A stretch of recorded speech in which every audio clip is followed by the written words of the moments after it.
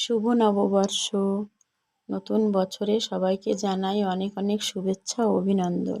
আজকে নতুন বছরে আমরা চলে এসেছি সেই সুদূর গান্ধীনগরে, যেখানে একসময় আলো ছিল না, রাস্তাঘাট ছিল না, গাড়ি বাস চলতো না। সেখানে আজকে আমরা গাড়িতে করে এসেছি। এটা আমাদের জন্য একটা বিশাল স্বপ্নের ব্যাপার। আমি কোনোদিন ভাবতেই পারিনি এখানে আসতে পারবো। আর যাদের জন্য আসতে পেরেছি তারা বাণী এবং বিনায়ক। ওদের রামকথা অনুষ্ঠান দেখে গান্ধীনগরের লোকেরা ওদের নিমন্ত্রণ করে এসেছে এখানে চড়ক মেলাতে ওদের সেই রামকথা শোনাবার জন্য। তো এটা আমার জন্য খুবই সৌভাগ্যের। তো আপনারা সেই ভিডিও আজকে দেখবেন। আমি গান্ধীনগরে মেলার ভিডিও আপনাদের জন্য করে এনেছি। আপনারা দেখে কমেন্ট করে জানাবেন এই ভিডিওটি আপনাদের কেমন লেগেছে। তো এই দেখুন, আমরা এসেছি চড়ক গাছের ধারে। এখানে প্রণাম করে আমরা চলে যাব মন্দিরে।